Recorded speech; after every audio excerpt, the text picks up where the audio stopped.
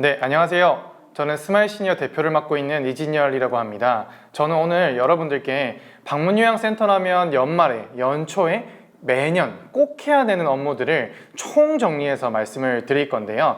이 내용 안에는 고시에 있는 내용, 평가에 있는 내용, 혹은 다른 법령에 있는 내용들까지 굉장히 다양한 내용들을 싹 모아서 1년에 한 번씩 꼭 해야 되는 업무들을 말씀드리려고 합니다. 그러면 장표 하나씩 보면서 좀 말씀을 드릴게요.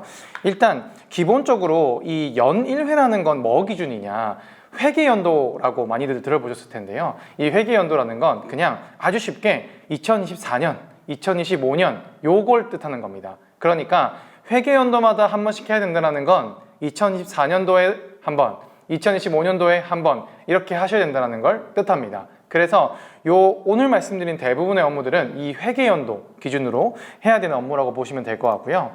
일단 이 얘기를 드리기 전에 저도 항상 이런 데 나가보면 도대체 이거 얘기하시는 분 당신은 누군데 나한테 이걸 설명할 자격이 있냐, 이런 의문을 저는 항상 갖는데요. 그래서 조금 설명을 먼저 드려보면, 저는 스마일 시니어라는 브랜드를 운영하고 있는 대표이고요. 저희는 전국에 지금 이제 170개 정도 지점을 갖고 있는 국내에서 가장 큰 요양기관 브랜드를 운영하고 있습니다. 뿐만 아니라 지금 직영으로 총 4개, 직영으로 방문요양을 4개, 주간보호를 한 3개 정도 운영했던 경험이 있고요. 그 외에도 감강보험공단의 감사패나 중기벤처부의 장관상을 2번 정도 받았던 이력이 있습니다. 그 이외에도 너무 잘 아시는 3프로TV나 이런 조선일보 같은 데 인터뷰도 지금까지 해왔는데요. 사실 제가 이 얘기를 드릴 수 있는 가장 큰 이유가 있습니다. 저도 바로 여러분들과 같은 방문요양센터장 중 한 명이었기 때문인데요. 지금 보시는 것처럼 이 빨갛게 되어 있는 부분이 이제 전데요. 좀 더 젊을 때 전데, 저도 이 서울의 관악구에서 방문요양센터를 직접 개인 사업자로 운영하다가 회사를 만들게 됐고요. 저는 원래 스마일 시니어라는 브랜드의 가맹점주였는데, 가맹점주였던 제가 본사를 인수해서 지금은 전국에서 가장 큰 브랜드를 운영하게 됐던 히스토리가 있습니다. 그래서 저는 직접 방문요양센터뿐만 아니라 주간보호센터, 그것도 40인, 60인, 80인 이렇게 종류별로도 운영을 했었고, 방문 목욕 차량도 운영을 했었고, 지금은 복지원구도 유통을 하고 있는데, 직접 이렇게 센터로 운영을 다 해봤기 때문에 여러분들이 갖고 있는 고민들이 뭔지 너무 잘 알고 있고, 그 내용들이 오늘 말씀드릴 내용이 될 것 같습니다. 그래서 이 방문요양센터의 행정 업무를 이야기를 드리기 전에 저는 꼭 드리고 싶은 얘기가 있고, 그리고 꼭 드리는 얘기가 있는데요. 그 얘기부터 이제 좀 본격적으로 시작을 해보도록 할게요. 자, 이 방문요양센터 행정 업무라는 게 정말 카더라가 많습니다. 사실 아마 이 이지케어든 혹은 재무회계 업체든 되게 다양한 곳에 이 카더라를 듣고 물어보시는 분들 되게 많을 텐데요. 사실 이 장기요양기관이 행정 업무를 하는 근거는 크게 3가지가 있습니다. 첫 번째는요, 노인장기요양보험법, 노인복지법, 사회복지사업법, 근로기준법 같은 법령이 가장 큰 축을 하나 이루고 있고요. 두 번째는 그 법을 조금 더 쉽게 풀어낸 고시라는 놈이 있습니다. 우리가 보통 고시라고 부르는 게 그냥 특정 고시 하나만 있는 게 아니고요. 장기요양급여 산정 방법 등에 대한 고시도 있고, 장기요양기관 평가 방법에 대한 고시도 있고, 굉장히 다양한 고시들이 있습니다. 요건 법을 좀 풀어 쓴 거예요. 그리고 마지막으로 우리가 맨날 이제 집착하고 집중하는 평가 지표가 있습니다. 이 평가 지표는 뭐냐면요, 법, 고시 이걸 싹 모아다가 우리 센터장님이 업무를 잘할 수 있도록 만들어 놓은 1년의 어떤 시험 문제지 같은 거예요. 그래서 우리는 이 평가 기준만 많이 생각하지만, 사실 우리는 요 법, 고시, 평가 기준 모든 걸 기반으로 센터의 행정 업무를 하고 있다. 그래서 저는 오늘 이 3가지를 모아 말씀을 드릴 건데, 이 행정 업무를 잘 분석해 보면요, 결국 첫 번째, 절대 해서는 안 되는 행정 업무가 있고요. 두 번째, 꼭 해야 되는 게 있습니다. 예를 들면 안 하면 벌금인 것들 있죠. 과태료를 받을 수 있는 것도 있고, 처벌을 받을 수 있는 것도 있죠. 그리고 안 하면 수가를 안 주는 것도 있습니다. 그리고 요걸 뒤집으면요, 만약에 안 한 게 발각되면 준 수가를 환수해가는 법도 있죠. 그리고 마지막으로 안 하면 평가 점수가 깎이는 것도 있는데, 사실 이 중에 가장 쉽고 어쩌면 가장 덜 위험한 게 뭐냐면, 제일 마지막에 말씀드린 안 하면 평가 점수만 깎이는 요 놈입니다. 요건 사실 안 했다고 해서 큰일이 일어나는 건 아니에요. 평가 지표에서 점수만 깎이거든요. 근데 우리는 뭐만 집착하냐? 평가 점수와 평가 기준만 생각합니다. 근데 사실요, 이건 위험 요소가 가장 낮고요. 오히려 꼭 해야 되는 것들, 안 하면 벌금 내는 것들, 안 하면 수가를 안 주는 것들, 혹은 안 하면 수가를 환수해 가는 것들이 훨씬 무섭습니다. 그래서 이런 걸 모아 이 어떤 행정 업무는 어디에 기반해서 하는 행정 업무인지를 아셔야 내가 이걸 안 하면 어떻게 되는지를 판단할 수 있는데, 이 동네는요 너무 카더라가 많아서 고시에 있는 건데 고시에 있는 내용이라고 인지 못하는 경우도 되게 많고, 평가 지표에 있는 건데 사실은 평가 지표에만 있는 건데 고시에 있는 줄 알고 벌벌 떠는 것들도 굉장히 많습니다. 그래서 오늘 제가 설명드릴 때 요거는 어디에 기반된, 어디에 어떤 이유로 해야 되는 행정 업무인지를 좀 자세히 한번 보시면 좋을 것 같아서 개괄로 먼저 말씀을 드렸습니다. 그래서 오늘 여러분들이 이 교육과 영상에서 꼭 얻어가셨으면 좋겠는 건, 모두가 이지케어가 제일 많이 쓴대요, 이지케어가 좋대요, 맞죠? 그런데 그것보다 더 중요한 건요, 도대체 어떤 일을 왜 해야 되고 안 하면 어떻게 되는지를 아시는 게 어떤 프로그램을 쓰는지보다 훨씬 중요합니다. 어떤 분들은요 프로그램 안 쓰고 엑셀만 갖고도 평가 A 받는 분들도 계세요. 왜? 사실은 어떤 일을 왜 해야 되는지가 훨씬 더 중요하기 때문이고요. 그러고 나면 어떤 행정 프로그램이 나에게 가장 잘 맞고 쉽고 빠르게 이 행정 업무를 할 수 있게 도와주는지를 선택하시는 게 그 다음입니다. 근데 보통 이제 그런 경우 이지케어를 선택하시게 되시긴 하지만, 그럼에도 불구하고 이 프로그램만 보시는 건 의미가 없다. 왜 이 일을 해야 되는지를 아셔야 된다. 그거를 오늘 설명을 드릴 겁니다. 자, 그래서 이 내용의 첫 번째는요, 이제 매년 해야 되는 업무에, 그리고 그 중에서 가장 지표의 앞번에 있는 직원회의부터 설명을 이제 드리도록 할게요. 평가 관련 교육들을 워낙 요즘들 많이 받으시니까 평가에 대한 이야기를 디테일하게 드리진 않을 건데, 이제 우리가 평가 지표를 다양하게 볼 거라 이 앞부분에서 이 평가 지표를 해석하는 좀 방법을 먼저 좀 간단히 설명드릴 건데요. 자, 직원회의 지표를 쭉 보면요, 이 지표에 항상 이렇게 번호와 함께 주제가 있습니다. 그러니까 직원회의 주제는요, 직원회의를 정기적으로 실시합니다 라는 게 주제예요. 그러면 핵심은 뭐다? 정기적이라는 거겠죠. 그러면 평가 방향은 뭐냐면요, 직원회의를 정기적으로 실시하고 그 결과를 기관 운영과 복지에 반영하는지를 평가한다고 되어 있습니다. 그래서 이 지표 안에는요, 정기적으로 실시하는지 여부랑 이걸 기관 운영과 직원 복지에 반영하는지를 보는 두 가지 지표로 구분되어 있고요. 오늘 우리는 그 중에 두 번째인 직원 회의 결과를 잘 반영하는지를 볼 겁니다. 자, 그럼 이 평가 방법은 뭘까? 보면 평가 방법도 다 이제 기재가 되어 있는데요. 이 직원 회의는 보시는 것처럼 기록이죠. 이 기록이라는 건요, 결국 와서 문서를 보겠다는 겁니다. 이 문서를 보고 확인한다는 뜻이고요. 이제 오늘은 매년이 핵심이니까요. 이 지표 3번에 보면요, 직원회의 결과를 기관 운영이나 직원 복지에 연 1회 이상 반영함이라고 되어 있고, 그 반영 여부는 회의 결과에 따른 객관적인 근거 자료가 있어야 된다라고 되어 있습니다. 자, 그럼 조금 더 디테일하게 볼게요. 이제 예시를 들어보면 이런 게 될 수 있어요. 자, 직원 회의를 5월에 했어요. 근데 직원 회의의 이제 내용에 어제 요양보호사님 이런 건의사항을 하신 거예요. 이진열 요양보호사님이 저는 건의사항이 있는데요, 우리 그래도 센터에 직원들이 많이 늘어났으니까 날도 좋은데 단합대회 한번 하죠 라고 건의를 낸 내용이 회의록의 대화 내용 안에 있었어요. 자, 그럼 이걸 반영해서 7월에 날 좋을 때 다 같이 식사 한번 하면서 단합대회를 했어요.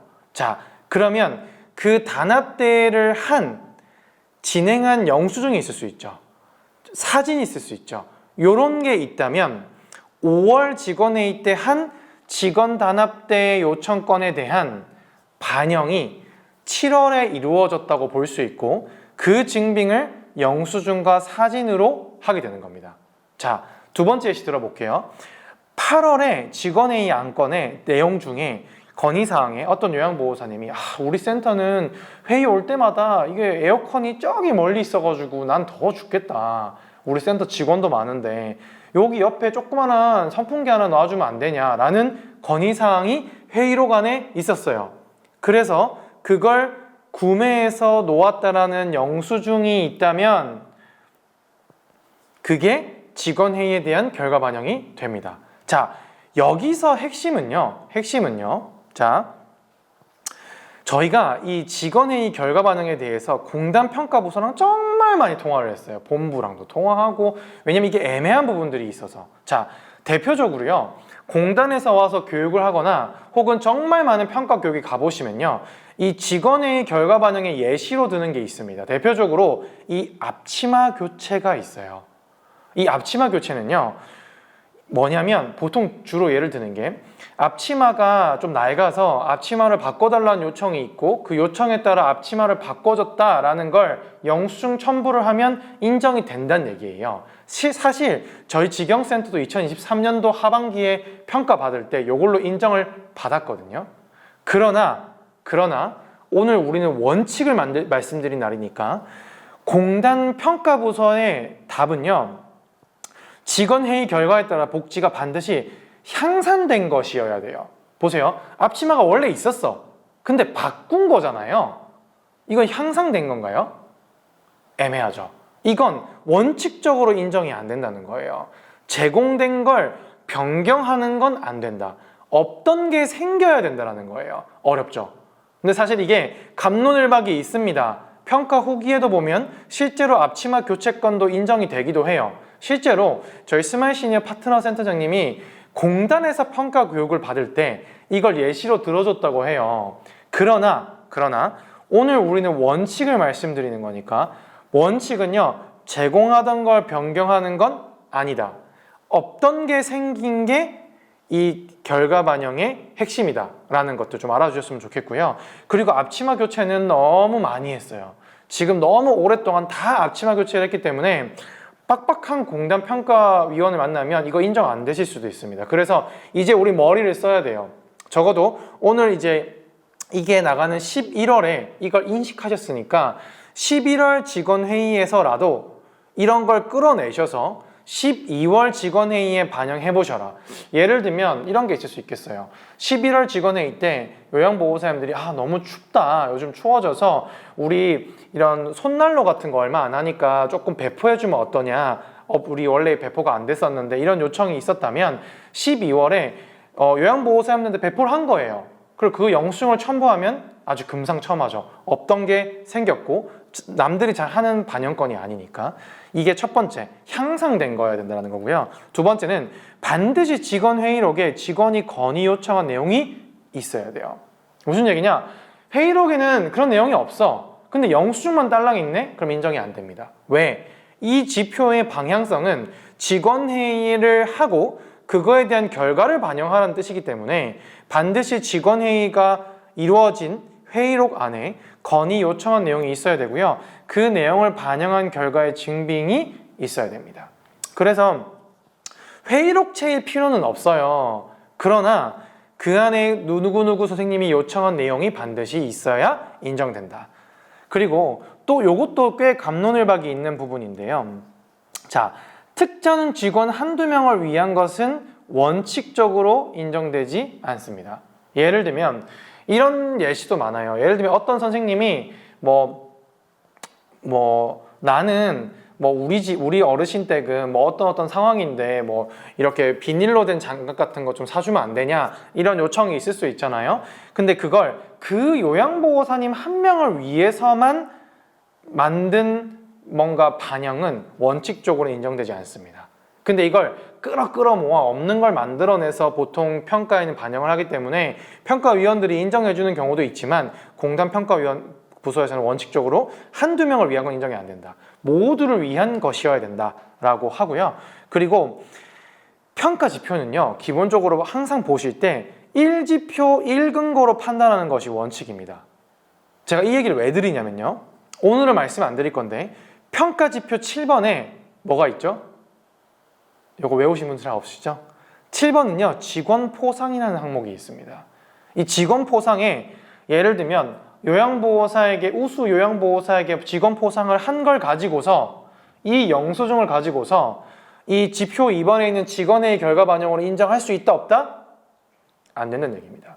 평가는요, 1지표 1 근거로 하는 것이 원칙이기 때문에 지금이라도 직원회의 때 준비하셔서 직원회의록에 그 내용 끌어내시고 회의록에 담아두시고요. 그걸 결과 반영한 반영 내역까지 갖고 계셔야 된다. 그래서 저희가 보통 저희 파트너들한테는 이렇게 하라고 많이 말씀을 드리는데요. 자, 직원회의를 했어요. 내가 7월에 직원회의를 했어. 그리고 8월에 반영을 했어. 그럼 7월 회의 있잖아요. 7월 회의에 회의록 안에 있을 거 아니에요. 그 회의록에 이렇게 플래그 같은 걸 달아놓으세요. 견출지 같은 거. 7월 회의록에다가. 그러면 그 회의록 안에는 요양보호사님이 요청한 요청사항이 있을 거 아니에요. 그 회의록 뒤에다가 결과 반영이라고 딱 표시해놓고 플래그를 해놓으시면 어떻게 되냐? 평가위원이 센터장님 직원회의 결과 반영한 거 갖고 와보세요 할 때 우리는 어떻게 하면 되냐? 쫙 이제 회의록 쫙 보여드리면서 결과 반영한 플래그 있는 부분만 착 펴서 보여드리면 되죠. 그러면 어떻게 되냐? 이 공단 직원분들도요, 사람이기 때문에 센터장님이 이렇게 플래그 딱 펴갖고 결과 반영을 보여주잖아요. 그럼 이렇게 생각합니다. 이 센터 좀 하는데? 이러면 이제 평가 뒤가 쉬워집니다. 왜? 직원회의는요, 2번이에요, 지표가. 앞부분에 있다니까요. 그렇기 때문에 앞부분부터 우리가 결과 반영을 이렇게 잘한 걸 플래그로 딱 펴서 보여주잖아요. 그럼 인정받는 겁니다. 그 뒤는 쉽게 가는 거예요. 이렇게 직원회의 결과 반영을 연 1회 하셔야 된다가 첫 번째 이야기였습니다. 자, 두 번째는요, 직원회의 결과 반영과 아주 유사한 지표들이 있죠. 대표적으로 우리가 매달 가는 방문 상담에 대한 상담 결과 반영이 있고, 오늘은 연간이기 때문에 말씀을 안 드리지만 우리 반기에 한번 사례 관리해야 되는 거 아시죠? 사례 관리도 사례 관리를 한 거에 대한 결과 반영이 있어야 되잖아요. 그것처럼 이 방문 상담도 평가지표 15번에 따라 모든 수급자에 대하여 연 1회 이상 상담 결과를 반영해서 급여를 제공하여야 한다라는 항목이 있습니다. 그것도 좀 살펴볼게요. 자, 지표 볼 때 어떻게 봐야 된다고 말씀드렸죠? 제목이 있다. 자, 정기적으로 또 나왔죠. 그리고 상태를 관리합니다. 두 가지 키워드가 있죠. 평가 방향 볼게요. 정기적인 방문 상담 있죠. 아까랑 똑같죠? 그 다음에 이를 급여에 반응하는지 봅니다. 똑같죠? 직원회의도 정기적으로, 직원회의도 센터 운영에 반영, 직원 복지에 반영, 방문 상담도 정기적으로, 이걸 급여에 반영, 구조는 똑같습니다. 그래서 얘도 매월 방문 상담을 해야 된다는 지표 1이 있고, 오늘 2번 볼 건데, 모든 수급자에 대해서요, 연 1회 이상 상담 결과를 반영해서 급여를 제공하여야 한다라고 되어 있습니다. 자, 이것도 디테일하게 볼게요. 제가 웃긴 얘기 하나 해드리면, 너무 안타까운 얘기인데, 우리 센터장님 중에서 급여를 제공한다라는 말이 월급을 얘기한다고만 생각하시는 분들 많거든요. 근데 아시죠? 급여 제공이라는 건 우리가 받는 이 국가의 장기요양보험 제도를 통해 제공되는 서비스를 장기요양급여, 재가급여라고 부르는 거예요. 그래서 급여를 제공한다는 얘기는 월급 준다는 얘기 아닙니다. 서비스를 제공한다는 뜻이에요. 그러면 어떻게 해야 되냐? 이제 상담을 우리가 매달 가잖아요. 우리가 라운딩이라고 부르는 이제 가산살 복사가 없더라도 매달마다 보통 상담을 가시죠. 요 지표 때문에 가면 상담 일지를 써오잖아요. 그럼 그 내용을요, 연 1회 모든 수급자에 대해서 반영을 해야 돼요. 근데 언제 반영하느냐가 굉장히 중요한데, 상담한 날짜로부터 30일 이내에 반영된 게 있어야 돼요. 딱 30일이 필요해요. 자, 그럼 무슨 얘기냐? 예시를 먼저 한번 드려볼게요. 자, 7월 5일 날 방문을 했어요.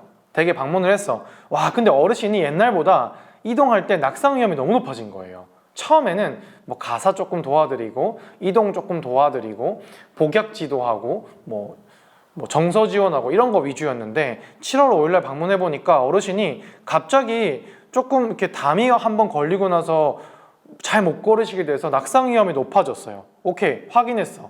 요거 요양보호사님이랑 우리 보호자님 어르신 다 내가 확인했어. 건의사항 확인했어요.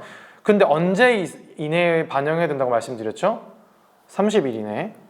8월 2일 날 우리 요양보호사님이랑 물론 이제 앞에 얘기를 해서 미리 준비를 한 거예요. 요양보호사님, 우리 이제 서비스를 조금 바꿔야 될 것 같아요. 그래서 제가 급여 적응 계획도 바꿀 건데요. 우리 어르신들에게 청결 유지나 가사를 하실 때 반드시 어르신이 이동하면 혼자 이동하게 하지 마시고요. 요양보호사님을 부른 다음에 부축하고 이동하도록 해주세요. 라고 말씀을 드렸어요. 요양보호사님한테. 요양보호사님이요. 8월 2일 날 특이상에 그 내용을 써놨네. 어르신이 이제 뭐 예를 들면 외부에 나가셔서 옷을 입어야 되는 상황이 생겼는데 예전에는 어르신이 직접 옷을 입으셨지만 이제는 센터장님이 요청을 하셔가지고 제가 가서 이렇게 옷도 다 입혀드리고 또 대기하고 계시다가 제가 이제 서비스를 하다가 뭐 어르신이 부르면 제가 가서 이렇게 이동을 해드렸습니다. 이런 내용이 들어가 있었어요. 그러면 7월 5일 날 상담한 내용을 30 이내에 반영한 거죠. 이렇게 서비스가 바뀌어야 돼요. 급여가 바뀌어야 돼요. 서비스 내용이 바뀐 내용이 있어야 됩니다. 자, 또 예를 들어볼게요. 10월 17일 날 방문을 했어요. 근데 독거 어르신이야. 그래서 서비스 시간 외에는 이분이 식사를 안 하는 거예요. 그래서 오케이, 건의사항 확인했어. 식사 어려움이 있네. 그래서 요양보호사님이 얘기를 한 거예요. 요양보호사님, 우리 급여 적응 계획을 바꿔야 될 것 같아. 그래서 이동보조랑 청결 중심으로 되어 있었는데 어르신이 점점 식사를 안 하시니까 우리 식사 준비하고 제공하고 요 영양 챙기는 걸 위주로 조금 합시다 해서 아예 급여 적응 계획을 바꿔버렸어요. 그러면 새로운 급여 적응 계획서가 나왔겠죠. 요렇게 30일 이내에 서비스가 바뀌어야 돼요. 그럼 이 바뀐 내용을 어떤 걸로 증명하나, 이게 되게 중요한데요. 자, 아까 제가 평가 방법을 항상 기재해 준다고 말씀드렸죠. 뭐라고 돼 있어요? 기록이죠. 자, 이 기록으로 확인하는 지표는요, 우리 센터장님을 믿지 못하기 때문에 반드시 증거가 있어야 됩니다. 아까 직원회의는 직원의 회의로, 결과 반영은 결과 반영한 거 붙여야 된다고 말씀드렸죠. 이 서비스에 대한 결과 반영은요, 급여 적응 계획서 바뀐 거, 혹은 상태 변화를 기록하는 상태 변화 기록지, 혹은 뭐 급여 적응 기록지 특이사항에 써놓으셔야 되고, 이때 상담한 내용과 연결된 서비스 변경건이 반드시 세트로 있어야 돼요. 그러니까 직원회의는 직원회의, 그 다음에 결과 반영, 상담일지는 상담일지, 그리고 결과 반영이 같이 있어야 된다는 거죠. 그리고 자, 자주 물어보시는 거고, 제가 보니까 미리 이지케어 통해서 받아보니까 자주 질문하셨던 게 있더라고요. 아니 그러면은 30일 이내에 반영을 해야 되는데요, 대표님 12월에 계약한 수급자는 어떻게 합니까? 그러면 12월 3일 날 계약하면은 이걸 30일 이내에 반영을 어떻게 해요? 혹은 12월 28일 날 계약하면 어떻게 해요? 그래서 친절하게 공단에서 12월에 계약한 수급자는 반영 대상에서 빼줍니다. 아시겠죠? 그래서 회계연도 안에 반영할 수가 없기 때문에 12월에 계약한 수급자는 반영 대상에서 빼줘요. 대신 방문 상담은 하셔야 됩니다. 다른 얘기이기 때문에. 이렇게 상담 결과도요, 구조는 똑같습니다. 자, 상담 일지가 있었겠죠? 뭐 11월 상담 일지가 있었어요. 자, 우리 상담 결과 반영 아직 안 하셨다면, 이번 달 상담 일지가 있다면요, 12월 안에 결과 반영을 해요. 이걸 세트로 당연히 붙여 놓으셔야 되겠죠. 이해되셨죠? 요것도 견추지 작업 꼭 하셔야 됩니다. 자, 또 자주 나오는, 너무 잘 아시는 것들일 것 같아서 여기는 좀 가볍게 넘어갈 건데요. 우리가 자주 하는 거 있죠. 낙상, 욕창, 인지. 우리 위험도 평가 세트죠. 요거는 평가지표 12번에 있고요. 이 12번에 따라 기본적으로 되게 중요한 거, 우리 모두 다 하는 건 뭐냐면, 요 낙상, 욕창, 인지 세트를요, 신규 수급자는 우리 급여 개시일, 그러니까 서비스 시작일까지 다 하고 계시죠. 근데 이거 오늘 얘기 안 드릴 거예요. 이걸 연 1회 갱신을 해야 됩니다. 근데 이게 무슨 얘기냐면, 보세요. 어르신이 계약을 했어. 근데 어르신이 1년이 지나면 몸이 달라진다는 거예요. 그러니까 어르신의 위험도 평가를 다시 해서 센터가 관리하라는 겁니다. 자, 그러면 보면 이 욕구 사정이랑 위험도 평가를 할 때 제일 많이 점수 깎아먹는 거, 요것만 말씀드릴 거예요. 위험도 평가는요, 여기 보시면 아시지만 이렇게 점수로 되어 있어요. 자, 이거요, 제일 많이 깎아먹는 거 1번. 총점 없는 경우 진짜 많습니다. 요거 그냥 점수 날라갑니다. 그리고 항목 중에 뭐가 빠져있네? 점수 날라갑니다. 그리고 잘 보세요. 이런 행정 프로그램들이요, 쉽게 이 인지나 낙상이나 이런 거 검사지를 뽑을 수 있게 해주니까 어르신 이름이 다른 번호로 들어가 있는 경우도 가끔 있어요. 그런 경우 나가립니다. 점수 깎여요. 결국 어르신 정보가 명확하게 똑같아야 되고요. 점수 중에 빠진 게 없어야 되고요. 항목 중에 총점도 다 있어야 됩니다. 이게 굉장히 중요하다. 요거 말씀드리고요. 반드시 학교 결과가 있어야 됩니다. 그리고 빈 여백이 있으면 안 돼요. 자, 그리고 자주 하는 얘기, 요 인지선별검사 얘기인데요. 인지선별검사 같은 경우는요, 어르신이 치매 진단 받으신 분들은 많잖아요. 근데 그분들은 어차피 인지선별검사가 쉽지가 않고 이미 치매가 있으시기 때문에 진단서나 소견서나 처방전이나 약봉투가 있는 경우에 인지검사를 안 해도 된다라고 지표에 되어 있어요. 그래서 많이 물어보십니다. 약봉투 있으면은 인지검사 안 해도 되나요? 라고 많이 말씀하셔요. 그렇지만 저희는 파트너들에게 약봉투가 있다고 인지검사를 안 하는 꼼수를 하지 마세요 라고 말씀드립니다. 하면 안 된다가 아니고요, 이걸 안 하는 걸 권고드려요. 왜냐면요 어차피 우리 입은 2번밖에 안 해요. 1년에. 그러니까 1년이 아니죠. 1년에 1번밖에 안 해요.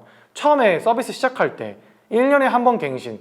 근데 1년에 1번 어차피 낙상 욕창은 해야 되는데 간 김에 인지검사 하러 가셔서 해서 보완해두면 되는데, 이 진단서, 소견서, 처방전, 약봉투의 경우에는요, 인정을 받으려면 우리가 서비스를 받기로 한 그 시점에 약봉투가 사실 그 시점마다 있어야 완벽히 인정이 돼요. 그렇잖아요. 예를 들면 우리랑 계약은 2014년도에 했는데 약봉투나 진단서는 2023년 거야. 그럼 공단에 빡빡한 평가위원들이 와가지고 이거 2024년도 게 아니잖아요. 점수 깎입니다.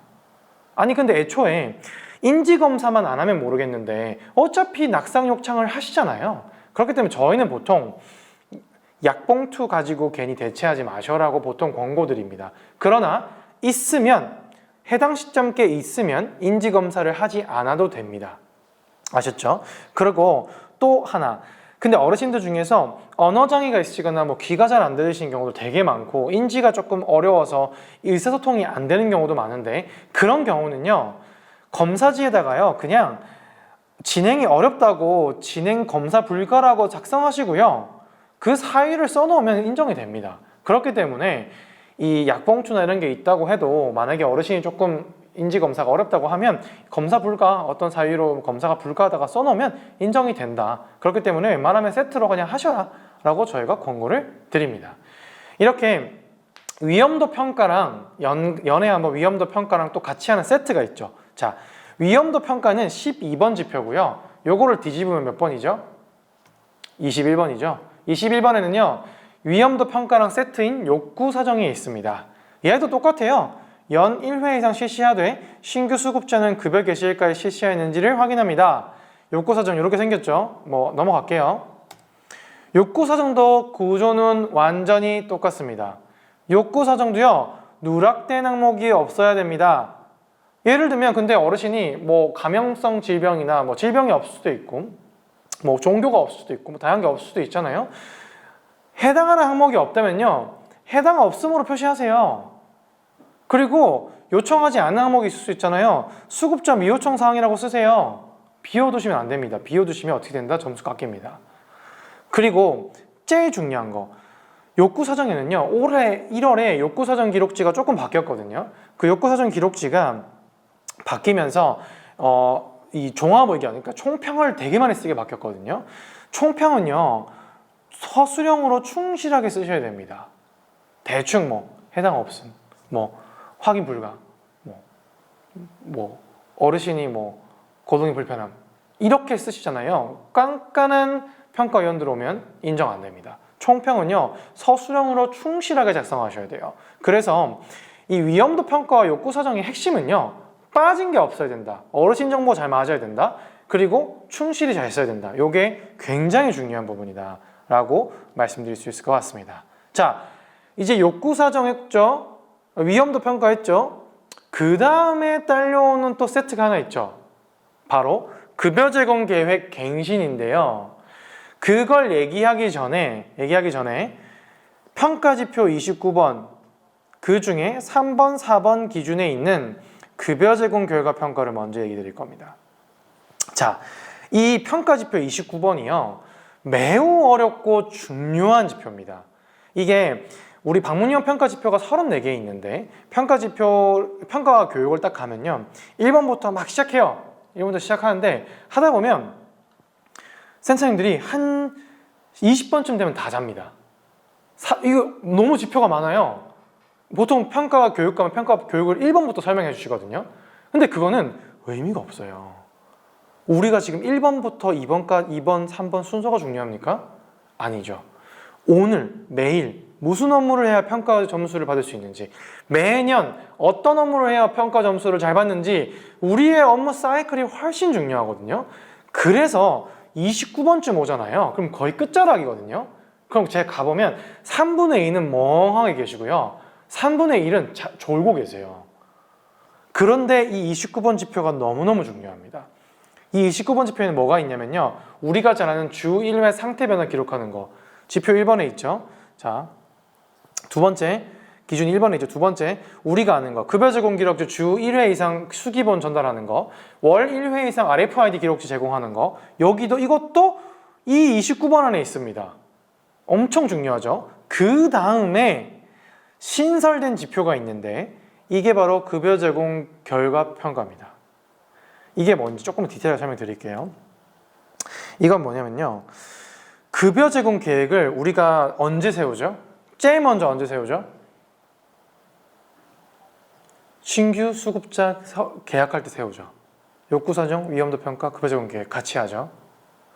그 다음에 계획이 쫙 진행돼요. 근데 뒤에 말씀드릴 건데 급여 제공 계획도 1년에 한 번 갱신을 해야 된단 말이에요. 근데 급여 제공 계획이 잘 되는지, 잘 진행되고 있는지를 평가하라는 지표가 생긴 거예요. 예를 들면 어르신한테 예를 들면 우리 상세 목표 쓰죠. 예를 들면 또 어떤 이동을 지원하여 부축하고 지원하여 낙상 위험을 낮춤, 청결을 유지하여 자존감을 높임 이런 거 쓰시죠. 그다음에 목표 주기 일 몇 회, 주 몇 회, 월 몇 회 쓰시잖아요. 이걸 잘했는지를 그냥 평가한다는 거예요. 이걸 어떻게 해야 되냐? 수급자 기준으로 연 1회 하셔야 됩니다. 무슨 얘기냐? 한 수급자가요. 이번 올해 등급 갱신이 됐을 수도 있고 등급 변경이 있을 수도 있고 급여 제공 계획이 갱신됐을 수도 있잖아요. 여러 번. 그렇더라도요. 계획마다 평가하라는 게 아니고요. 수급자 기준으로 연 1회 이상 모니터링을 하라는 겁니다. 그래서 급여 제공 계획마다 평가하라는 게 아니고요. 그리고 많은 분들이 궁금해하시고 놓치는 거. 급여 계약 첫 해인 수급자들도 해야 됩니다. 예를 들면 우리 수급자는요. 저 지금 11월인데 11월에 계약했는데요. 아니 그러면은 회계연도 기준이면 2024년도 지금 한 달밖에 안 남았는데 급여 제공 계획 평가하라는 거예요? 하라는 겁니다. 11월에 계약한 수급자도요. 평가를 하셔야 됩니다. 그리고요. 이게 지금 기준 3번인데요. 4번은 뭐냐면요.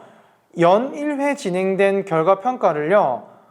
계획 평가를 한 30일 이내에 계획을 재작성하라는 지표가 있습니다. 무슨 얘기냐? 자, 이전에 한 우리 계획이 이렇게 잘 됐습니다. 부족했습니다. 평가를 했다면 새로운 급여 제공 계획을 30일 평가한 날로부터 30일 이내에 재작성하라는 거예요. 자, 그러면 11월에 계약했어요. 급여 제공 계획을 평가를 했어요. 30일 이내에 결과 평가 반영할 수 있나요? 할 수 있죠. 자, 근데 12월의 대상이에요. 12월에 계약하신 분이에요. 이분 결과 평가할 수 있나요? 못하죠. 아까 그거랑 똑같아요. 아까 방문 상담 결과 평가도 12월에 계약하신 분은요. 결과 평가 대상은 되지 않습니다. 왜냐하면 12월에 계약해서 30일밖에 시간이 안 남았으니까. 그러나 11월에 처음에 계약하신 분들은 대상이 되고요. 30일 이내에 급여 적응 계획 재작성도 하셔야 됩니다.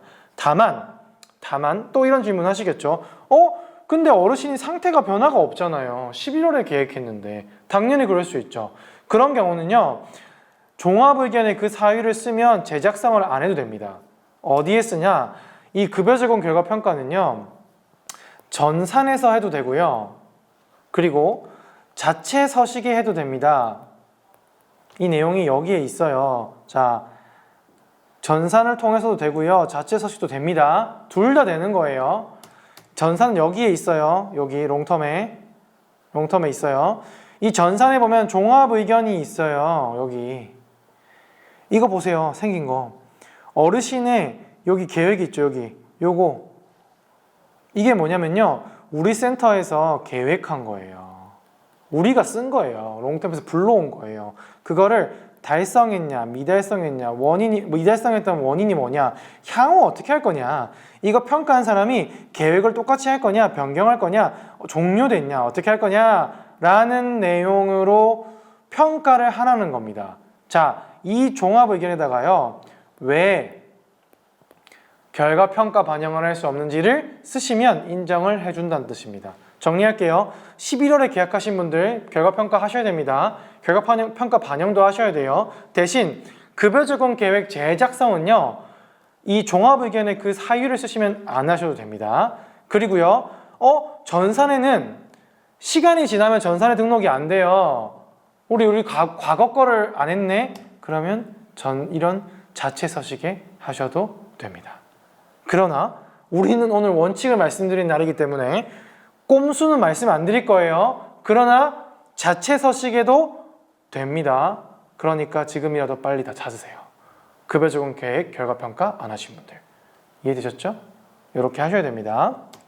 자, 이제 대망의 수급자 세트의 마지막에 와요. 자, 위험도 평가했죠. 욕구 사정 연의를 갱신했죠. 급여 적응 계획 모니터링 했죠. 결과 반영할 거죠. 그리고 급여 적응 계획 연 1회 이상 재작성 세트입니다.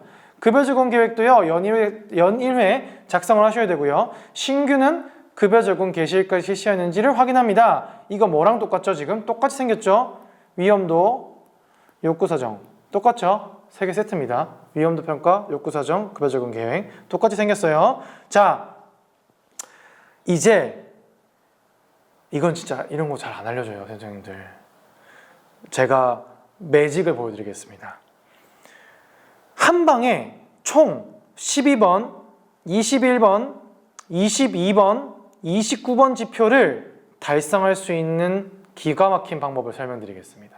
자, 12번 위험도 평가 연 1회 합니다.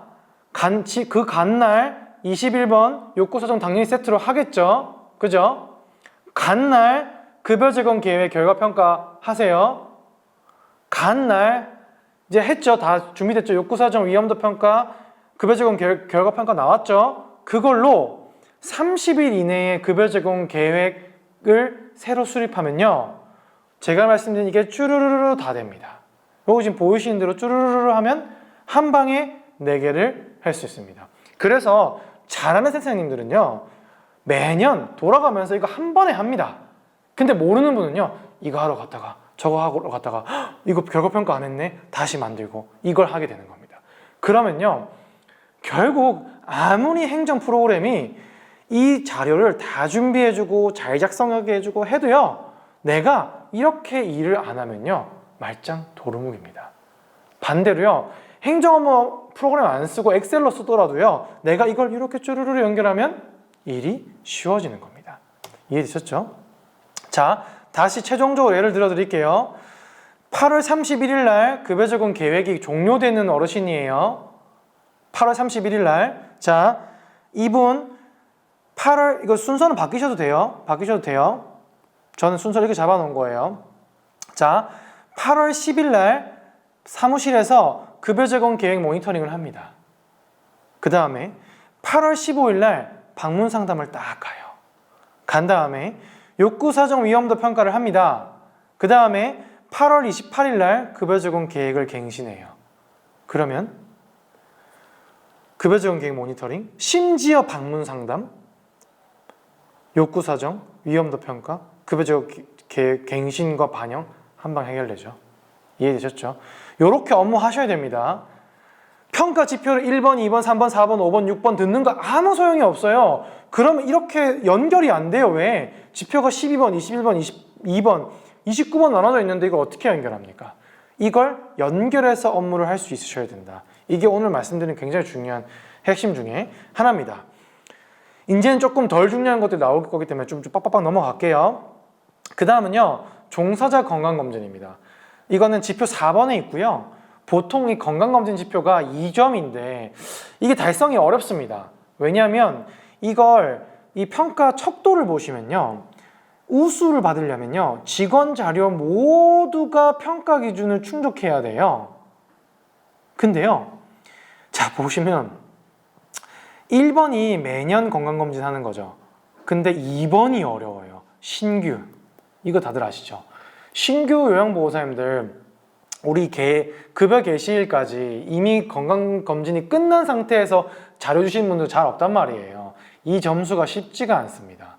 그러나 그래서 이렇게 이 점수를 포기하는 경우가 굉장히 많아요. 사실 이 건강검진은요, 점수 받기가 요 신규권 때문에 너무 어렵거든요. 근데 자, 제가 아까 말씀드렸죠. 평가위만 들지 않을 거라고 했어요. 자, 산업안전보건법에 따라서요, 이 근로자들은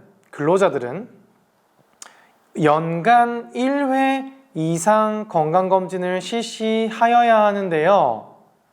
건강검진은요, 사무직은 2년에 한 번, 사무직 이외의 근로자는 1년에 한 번씩 직장인 건강검진을 받아야 되고요. 이걸 안 받으면요, 근로자 한 명당 1차는 10만 원, 2차 20만 원, 3차 30만 원의 과태료가 나옵니다. 무슨 얘기냐? 우리 요양보호사 50명이고요. 이게 걸려서 과태료가 나오면 1차만 해도 곱하기 10만 원, 500만 원의 과태료가 나온다는 얘기입니다. 평가 지표의 문제가 아니에요. 종사자 건강검진은 산업안전보건법 때문에 무조건 하셔야 돼요. 자, 근데 자주 물어보시는 거. 그러면은 우리 센터장은 안 받아도 되나요? 아니요. 받으셔야 됩니다. 우리 사회복지사는 사무직 아닙니까? 사무직 아닙니다. 평가 Q&A에 보면 이 산업안전보건법을 두루뭉실하게만 설명되어 있어요. 근데 평가 부서에서 얘기하는 건 뭐냐면요, 외근 나가시는 분들이 있으시죠. 어르신 대면하는 모든 직원은 비사무직입니다. 우리 사회복사님들 월에 한 번씩 라운딩 나가시잖아요. 비사무직입니다. 센터장님들 외근 나가시잖아요. 비사무직입니다. 그렇기 때문에 사무직 근로자라고 볼 수 없고요. 기본적으로 방문요양센터의 근로자는 비사무직으로 보고 1년에 한 번씩 건강검진을 받으시는 게 맞습니다. 그리고 자주 물어보는 거, 가족요양보호사는 안 받아도 되죠? 왜 안 받아도 되죠? 제가 자주 듣는 질문, 가족요양보호사는 뭐 안 해도 되죠? 왜 안 해도 되죠? 가족요양보호사 우리 요양보호사인데. 가족요양보호사도요, 근로자 중에 그냥 한 명이에요. 그래서 이분도 받으셔야 됩니다. 그리고 자주 또 실수하시는 거, 평가에 들어가려면 신체 계측 요검사, 혈액검사, 영상검사, 결핵검사, 결과 판정 이 전체 항목이 반드시 있는 건강검진이어야 되고요. 이 중에 하나도 빠져있으면 탈락입니다. 아시겠죠? 요거는 이렇게 살펴보셔야 된다. 그리고 다음에 또 중요한 거, 종사자 교육입니다. 이것도 또 사전에 질문도 많이 주셨고 또 저희 파트너 센터들도 자주 물어보시는 것들인데요. 종사자 교육은요, 크게 따지면 한 4가지 정도로 나눠볼 수 있는 것 같아요. 첫 번째는 운영 규정 교육이 있고요. 두 번째는 급여 제공 지침에 대한 교육이 있고요. 세 번째는요, 법정 의무 교육인데 지자체의 수료증과 명단 결과 보고서를 제출해야 되는 법정 의무 교육이 있고요. 네 번째는요, 그렇지 않은 법정 의무 교육이 있습니다. 이걸 섞어서 실무 카페 같은 데 보면 방문요양센터 2번 기간 법정 의무 교육은 뭔가요? 하면 이게 막 섞여 있어요. 근데 이걸 구분할 줄 아셔야 진짜 이걸 해도 되는지 안 해도 되는지 안 하면 어떻게 되는지를 찐으로 아시게 되는 겁니다. 나중에 공부하시고 주변에 자랑해보세요. 자, 운영규정 교육부터 얘기해 볼게요. 이 운영규정은요, 사실 두 지표에 있습니다. 우리 평가지표 1번이 운영규정이에요. 그리고 평가지표 16번 안에 이 모든 직원이 연 1회 이상 운영규정과 급여제공 지침 교육을 받으세요라는 내용이 있습니다. 자, 이 운영규정 안에는요, 총 요 11가지 항목이 반드시 들어가 있어야 되고요. 요걸 연 1회 교육을 해야 돼요. 자, 근데 말씀드렸죠. 평가 방법을 볼게요. 뭐죠? 면담이죠. 면담은요, 기록으로 보는 것이 아닙니다. 현장에서요, 요양보호사님이랑 면담하면서 물어봐요. 그래서 무슨 얘기냐? 자, 무슨 얘기냐? 내가 운영규정 교육을 했어. 교육 사인도 다 있어. 사진도 다 있어. 급여제공 지침 교육했어. 사인도 있어. 사진도 있어. 다 있는데 면담에서 요양보호사님이 저 모르겠는데요 하면 점수는 깎입니다. 그래서 면담 항목은요, 보통 그래서 평가 직전 되면 요양보호사님들한테 이렇게 교육을 합니다. 이렇게 요양보호사님 요거 좀 달달 외워주세요. 그거 잘 되면 우리 뭐 인센티브 드릴게. 이렇게 보통 많이 합니다. 그러나 이렇게 연 1회 하도록 되어 있고요. 또 요 같은 지표예요. 같은 지표인데 급여제공 지침 이 10개 항목은요, 10개 항목은 면담입니다. 자, 근데 유일하게 또 기록으로 보는 지침이 있습니다. 뭐냐? 자, 보면 이 평가지표 8번 직원 권익보호의 1번에 보면요. 자, 1번에 보면 고충 처리 지침이 현장에 있는지를 기록으로 봅니다. 근데 이건 교육이랑 상관없고, 자, 그 다음에 인권 침해 대응 지침에 대해서 모든 직원에 대해서 연 1회 이상 교육을 하였는지를 필수사항이 포함되어 있는 기록으로 보겠습니다 라고 하였습니다. 자, 근데 2번 따라가 볼게요. 자, 이런 교육을 하는지를 볼 거예요. 자, 볼 거예요. 그래서 말씀드린 것처럼 운영규정과 급여제공 지침은 면담이지만 인권 침해 대응 지침은 모든 직원에 대해 연인에 대한 교육을 하셔야 되고요. 이건 기록으로 확인합니다. 그리고 꼭 제가 평가 교육 때마다 말씀드리는 건데요. 자, 자주 말씀드린 거 앞에 조금 넘어가서 볼게요. 자, 직원회의에 회의록에 서명이 필요할까요? 안 할까요? 저희 파트는 제가 맨날 물어보는 질문이어서 필요 없습니다. 왜? 여기 필수사항에 없으니까. 사진이 필요할까요? 안 할까요? 필요 없습니다. 왜? 필수사항에 없으니까. 옛날의 지표에는 사진인가 사인이 있었던 거 했는데 바뀌었거든요. 자, 똑같이 볼게요. 자, 교육에 뭐 있어야 되죠? 교육 똑같은 거 갖고 온 거예요. 교육 일시, 강사명, 교육 내용, 교육 방법, 참석자명, 그 다음에 뭐라고 돼 있죠? 서명. 이건 서명이 없으면 인정을 못 받습니다. 그래서 카더라를 제발 믿지 마시고요. 지표를 보기만 하면 다 적혀 있다. 그래서 유일하게 인권침해 대응 지침은 기록으로 서명까지 필요하다. 이해되셨죠? 이렇게 생각하시면 되고요. 그 다음에 이제 3번이 사실 좀 중요한데, 법정 의무 교육이고 지자체 수료증 명단과 결과보고 제출이 필요한 법정 의무 교육이 2번 기간 기준으로 말씀드릴 거예요. 죄송한데 3번 기간은 많이 없고 여기 써놓긴 했어요. 2번 기간 중심으로 말씀드릴게요. 요렇게 5개, 노인인권, 노인학대 신고 의무자 교육, 긴급복지 신고 의무자 교육, 아동학대 신고 의무자 교육, 장애인학대 예방 및 신고 의무자 교육 5개가 지자체에서 수료증과 교육자 명단을 보고하라고 하는 교육들입니다. 그리고 얘는 대부분 인터넷 교육을 통해서 보통 받으세요. 코이나 이런 데 들어가서 받으시죠. 수료증 제출이 필요하기 때문에 그렇습니다. 근데 보통 이 교육이 11월에 끝나거든요. 되게 중요한 게요. 지금 11월이잖아요. 11월쯤 되면 코이나 이런데 뭐 경기도 무슨 이런 교육 이런 기관에 교육이 다 닫혀요. 그래서 12월 되면요 받고 싶어도 못 받습니다. 그래서 지금이라도요, 보통 저희가 많이 드리는 팁이 분기별 해야 되는 업무 중에서 직원 포상 분기별 한 번씩 하셔야 되잖아요. 근데 이 11, 12, 4분기 포상하는 게 쉽지 않거든요. 그래서 제일 좋은 게요, 이거 법정 의무 교육 제출하시면 5,000원, 10,000원씩 교육 장려금 이런 거 드리는 거예요. 그거를 운영규정 안에 넣어놓고 포상으로 드리면 요양보호 사람들 기가 막히게 갖다 주십니다. 그래서 11월 안에 이건 꼭 하셔야 된다. 자, 근데 이제 또 요거랑 연결되어 있는 게요, 요 노인인권 교육이랑 학대 신고자 의무 교육이 있잖아요. 이게 평가지표 30번에 보면요, 노인인권 보호를 해야 된다는 거 안에 모든 직원이 노인인권 및 학대 예방 교육을 연 1회 이상 실시해야 된다고 되어 있고, 요것도 기록으로 되어 있는데, 이게 그 보면 관련 법정 의무 교육을 이수하면요, 이 실시가 인정이 됩니다. 요것도 갑론을박이 많더라고요. 갑론을박 하실 필요가 없어요. 여기 적혀 있잖아요. 이수증이 있으면 인정이 됩니다. 그래서 요거 그냥 노인인권 교육이랑 학대 신고자 의무 교육 하면 자동으로 이 점수는 받는 거예요. 같이 연결되어 있습니다.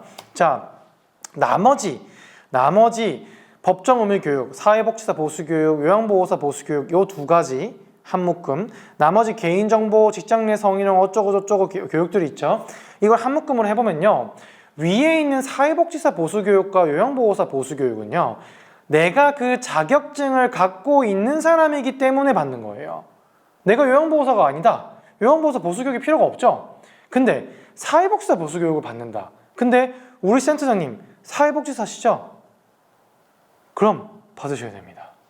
이건 보수교육은요, 자격증에 대한 보수교육이었기 때문에 그래요. 근데 뭐 요양보호사 보수교육은 올해 처음 시설됐고 아직까지 페널티 조항은 없거든요. 그렇지만 보통 받도록 권고하고 있죠.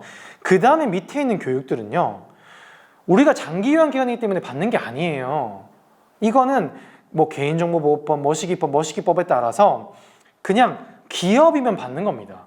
그래서 뭐 10인 이상 사업장, 뭐 모든 사업장, 퇴직연금을 가입한 사업장, 사회복지시설 각각 들어야 되는 게 되게 다른데, 이 중에 좀 주로 나오는 것들 좀 보여드리면요, 개인정보 보호 교육이나 직장 내 성희롱 이런 거 뭐 교육해준다고 연락 와가지고 막 한국 머시기 교육 무슨 뭐 협회 이런 데 와가지고 막 교육 안 들으셨죠? 뭐 교육 안 들으면 뭐 과태료가 있는데 들으셨습니까? 막 이렇게 하면 되게 기분 나쁘게 전화 오죠. 거기 전부 다 민간업체입니다. 그래서 전화해 물어보세요. 거기 국가기관입니까? 회사예요? 그러면 저희는 국가기관에 위탁을 받아 어쩌고저쩌고. 그러니까 회사냐고요. 영리하시는 거냐고요. 그러면 저 위탁 교육기관인데 어쩌고저쩌고. 그러니까 거기서 돈을 버는 거냐고요. 물어보면 되게 기분 나빠하면서 아니 제가 교육을 해드리고 돈을 벌지만 이렇게 하세요. 무슨 얘기냐? 이 교육은요, 그 교육기관에 들을 필요가 없어요. 자체 교육이 됩니다. 그리고 심지어 우리는요, 개인정보 보호 지침도 있고 직장 내 성희롱 관련된 지침이 있기 때문에 지침 교육을 하시면 중복돼요. 근데 그들은 교육하고 지원금 받거나 와서 보험을 팔기 때문에 이걸 막 들으라고 해요. 근데 문제는 그들이 카더라의 양성을 합니다. 제가 예를 들어 드릴게요. 개인정보 보호 교육이랑요, 성희롱은요, 언제 문제가 생기냐면요, 개인정보 유출됐을 때 있죠. 직장 내 성희롱 생겼을 때 있죠. 그때 관련 기관이 와가지고 우리한테 직장 내 성희롱 예방 교육 하셨습니까? 개인정보 보호 교육 하셨습니까?를 그때 물어봐요. 그냥 물어보지 않습니다. 개인정보 유출됐을 때 물어보는 거예요. 그래서 이건 지침 교육을 하시면 다 퉁쳐지지만 너무 걱정하실 필요가 없는 교육이라는 거예요. 직장 내 성희롱이랑 개인정보 유출이 일어나지 않으면 확인하기가 어렵습니다. 그리고 퇴직연금 교육은요, 퇴직연금 가입하신 분들만 받는 거예요. 그리고 자살 예방 교육은요, 올해 처음 시행했는데 아직 실적 보고 방법도 안 나왔어요. 머릿속에서 너무 걱정하지 않으셔도 된다는 얘기예요. 그래서 중요한 건 이겁니다. 이 5개. 이것도 중요하죠. 그러나 이게 중요하고 그 다음에 이 밑에 있는 개인정보 등등등은 너무 고민 안 하셔도 된다. 그리고 여기에 뭐 산업안전보건법 무슨 저기 뭐죠? 중대재해법, 가시법, 뭐 소방안전법 교육받으라고 막 안 받았다고 막 연락 오는데 우리 대상이 아니에요. 방문요양 대상이 아닙니다. 머릿속에서 이런 생각은 고민은 지우세요. 그래서 명확하게 어떤 이유로 내가 이 교육을 받아야 되는지를 아셔야 해야 되는 것과 안 해야 되는 것을 구분할 수 있다. 이걸 꼭 염두하시고 보셨으면 좋겠습니다. 자, 보면 또 중요한 거 그러니까 12월에 입사하신 분들 있죠. 그분들은 보통 이 지자체에서 확인을 안 합니다. 그리고 그러면은 요양보호사님들이 근무하시다가 퇴사하시면은 어떻게 보고하나요? 보통 2024년도 거는요, 2025년도 초에 그 지자체에서 보고를 하라고 하거든요. 그러면 2024년도가 다 지났잖아요. 그러면 요양보호사님이 중간에 퇴사하실 수도 있는데 그분들은 어떻게 하나요? 그래서 지자체는요, 12월 31일을 팍 찍어요. 그 날짜 기준으로 근무하신 분들만 달라고 합니다.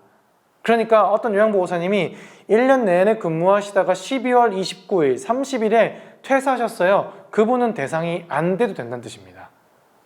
이해되셨죠? 31일자 기준입니다. 다만 지자체에 확인을 한번 해보셔야 돼요. 12월 입사는 원래 대상이 안 됩니다. 자, 이렇게 보시면 될 것 같고요. 자, 이제 좀 큰 건 많이 지나갔습니다. 이렇게 연간 해야 되는 업무들이 많아요. 그 다음에 예산보고인데요. 예산보고는요, 이 장기형 보험법 재무회계 규칙뿐만 아니라 사회복지법인이랑 사회복지시설 재무회계 규칙에 따라서 시군구에 매년 보고를 해야 되는 업무예요. 그리고 아마 이거는 이지케어에서 잘 또 설명을 해주셨을 거라고 믿고 저희가 많이 말씀은 안 드릴 건데요. 이거를 이제 2025년도 보고를 올해 12월 26일까지 하셔야 되거든요. 그래서 그런 측면에서 미리 알고 계셔야 된다.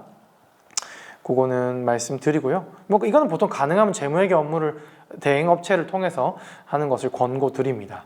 그 다음은 정기재물조사 및 재물조사표 작성인데요. 이건 재무회계 업체에서도 사실 크게 많이 다루지 않고 또 센터들도 잘 모르는 좀 붕 떠있는 업무 중에 하나인데, 이게 뭐냐면 우리 비품이랑 우리 그런 뭐 집기류 같은 것들 연 1회씩 조사하라는 얘기인데요. 요즘 지도점검 엄청 많이 나오죠. 지도점검 나오면 지도점검 표에 보면요, 이 재물조사하는 거에 대한 항목이 있거든요. 그래서 지도점검 받고 나면 지도점검 지도사항에 꼭 들어가는 것 중 하나가 이 재물조사예요. 이게 뭐냐면 사회복지법인 요 재무회계 규칙이랑 그 다음에 보건복지부 사회복지시설 관리 안내에 보면요, 연 1회 정기적인 재물조사를 하도록 되어 있어요. 이게 뭐냐면 우리는요, 처음에 센터를 딱 설립하면 센터 비품을 보통 센터장님이 본인이 먼저 자기 돈으로 사는 경우가 거의 대부분이거든요. 그러나 센터가 점점 성장하다 보면 우리가 재무회계에 따라서 센터 통장에 있는 돈으로 뭘 사거나 구입하거나 하는 일들이 많아지죠.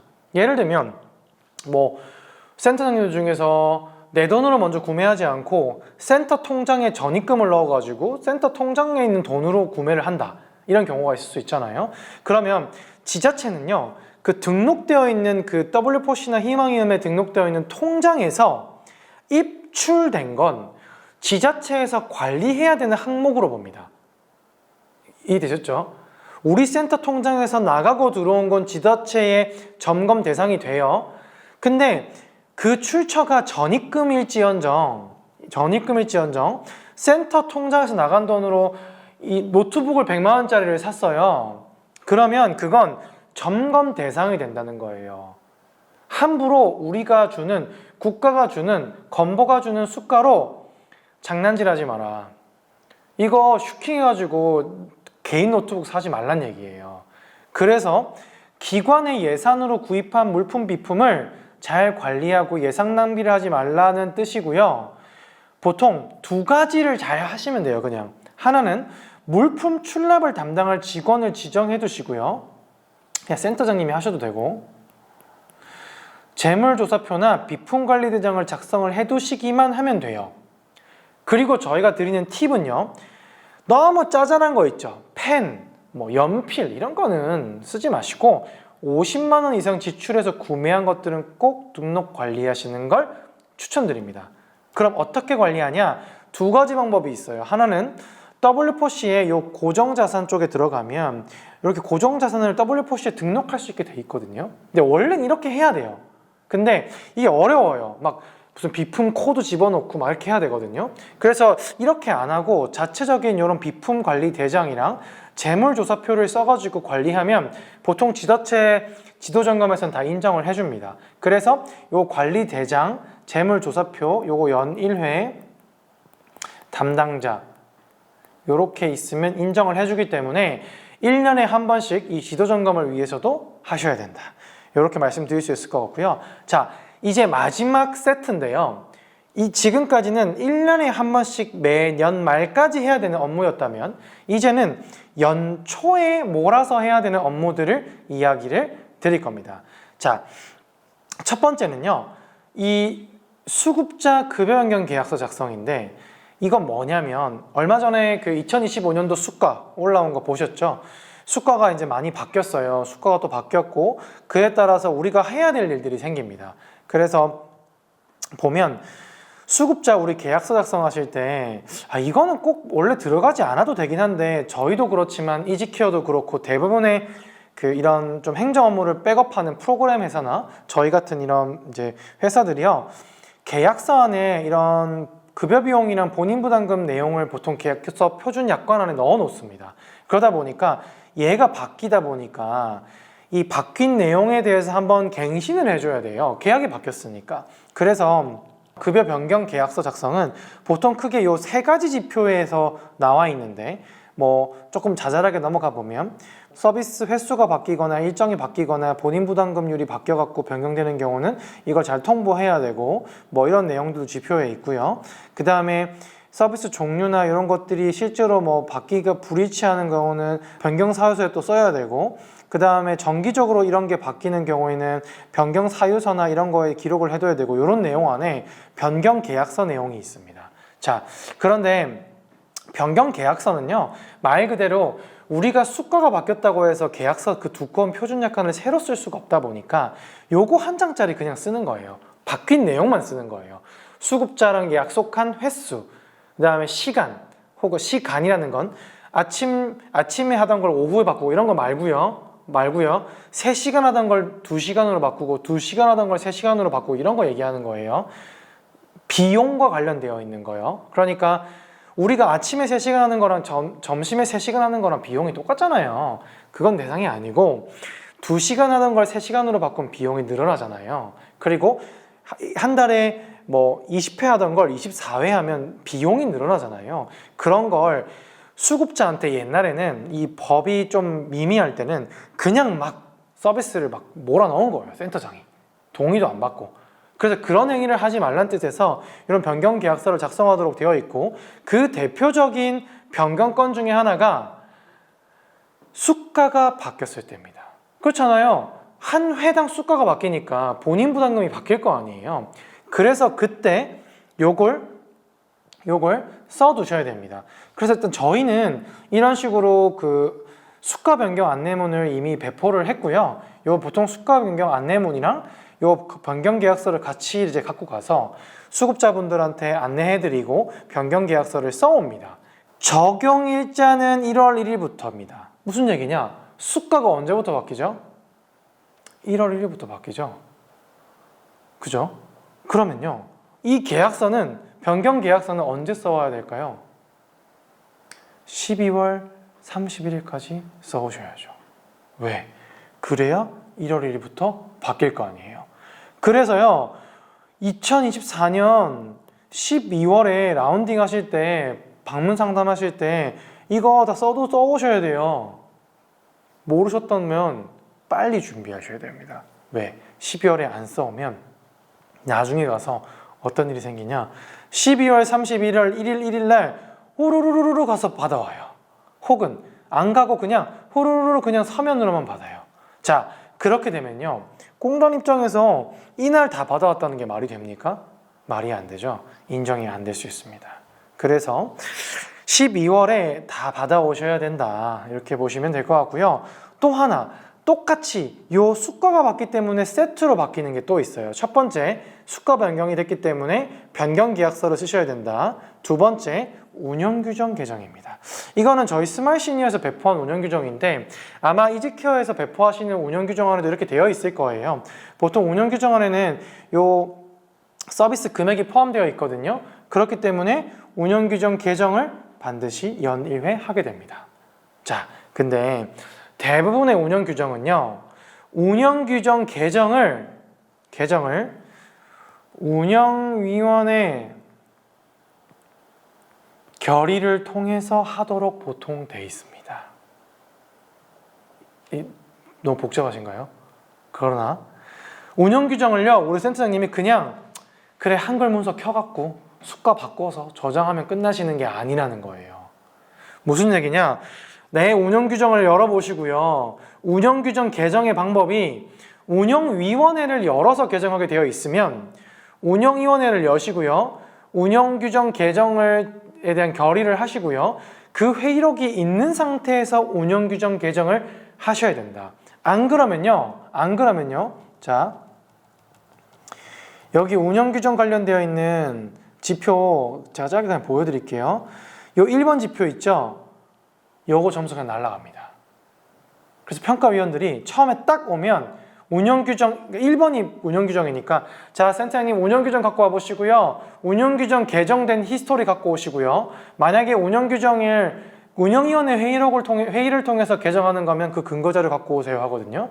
근데 저희 수가 바뀔 때마다 운영규정 개정했는데 운영위원회 회의록이 없네요. 그러면 1점은 그냥 날아갑니다. 그래서 운영위원회 회의 여시고 운영규정 개정하셔야 된다. 그 다음에 이건 별거 아닌데 보통 저희가 이 롱텀의 기관 정보 등록 공지사항에 보통 이 이용 계약에 대한 사항, 요 수가 이용 약관이랑 수가 좀 요약해서 올리도록 보통 권고를 드리고 있거든요. 그래서 요것도 운영 규정이 바뀌었기 때문에 같이 갱신을 해 두셔야 된다. 자, 이제 수급자가 바뀌는 거, 연초에 수급자가 바뀌는 건 수가라면 연초에 우리 요양보호사님이 바뀌는 게 뭐죠? 시급이죠. 그럼 우리 2025년 최저시급 동결됐습니까? 바뀌었습니까? 올라갔죠. 또 1030원이 됐습니다. 그리고 이 최저시급도 언제부터 적용이죠? 1월 1일부터 적용됩니다.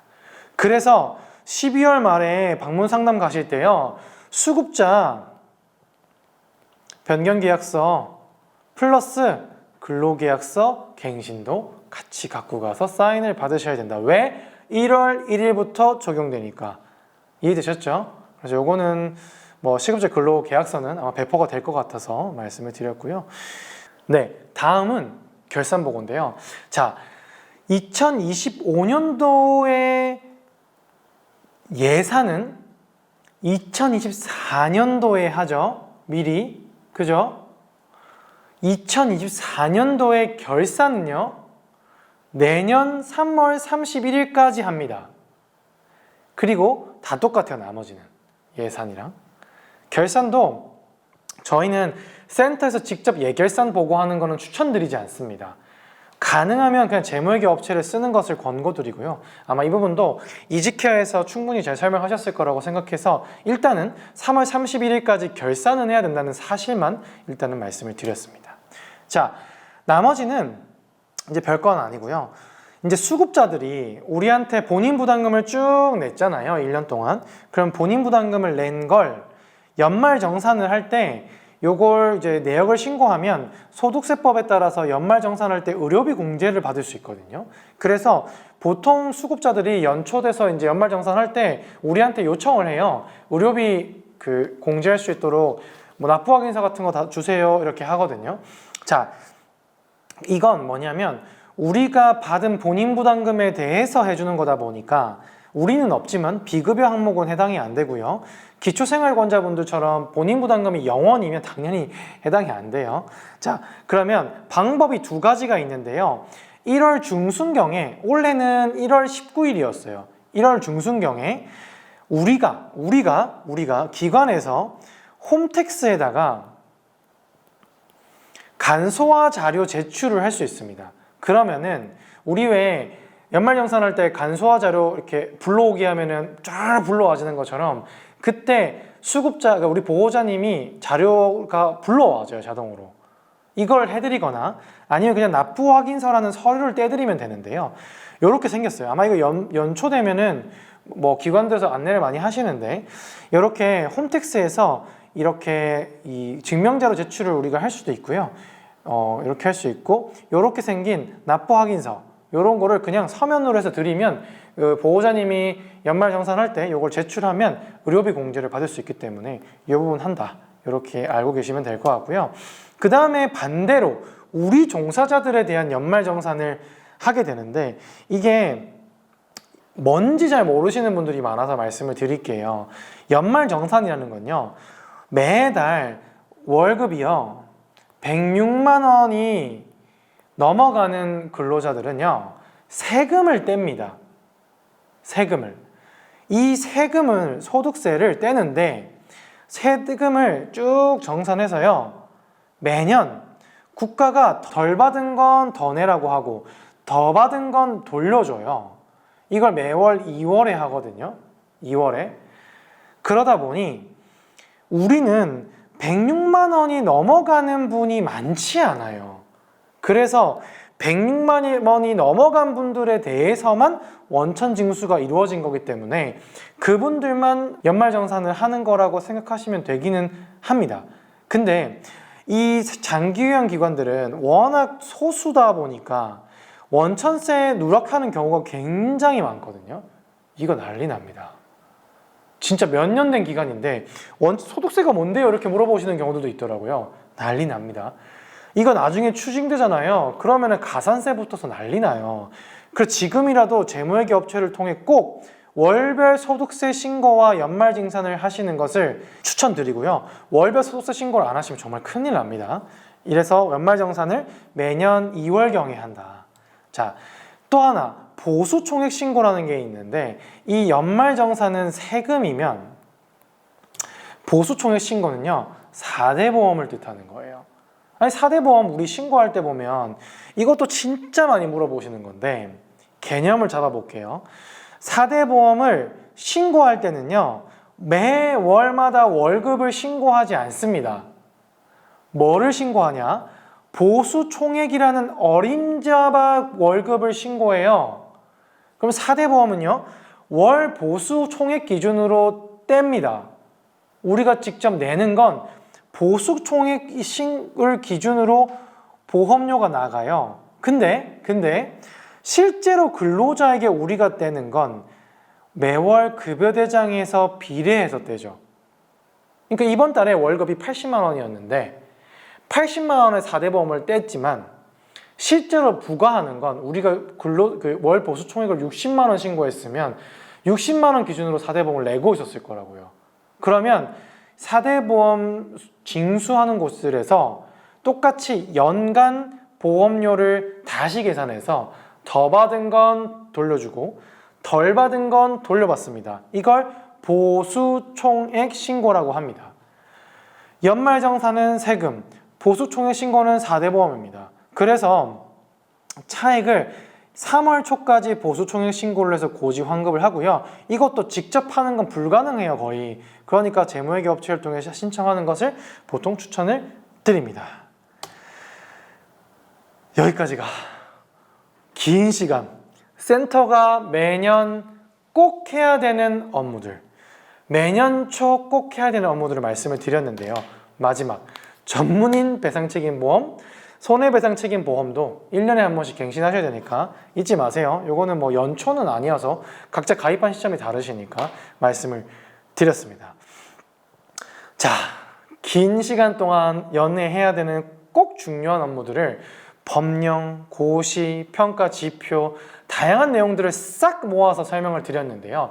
이 중에 내가 안 한 게 있네, 내가 몰랐던 게 있네, 그러면 꼭 챙겨보시고요. 이 영상을 보시면서 꼭 체크리스트를 각자 만들어서 내가 안 한 것들, 안 하면 페널티가 있는 것들을 잘 분리해서 관리하셨으면 좋겠고요. 저희 스마일 시니어 파트너는 이렇게 센터들이 고민하는 업무들을 매일, 매주, 매월, 분기, 반기, 매년 해야 되는 업무들을 이런 식으로 인터넷 강의나 교육도 해드리고 매뉴얼도 드리고 하는 역할을 하고 있으니까 이런 교육이 좀 더 궁금하시다면 뭐 이지케어뿐만 아니라 저희 스마일 시니어에 대해도 많은 관심을 주셨으면 좋겠고요. 관련해서 궁금한 게 있으시면 언제든지 이지케어나 저에게 질문 주시면 또 답변 드릴 수 있도록 하겠습니다. 그동안 들어주셔서 감사합니다.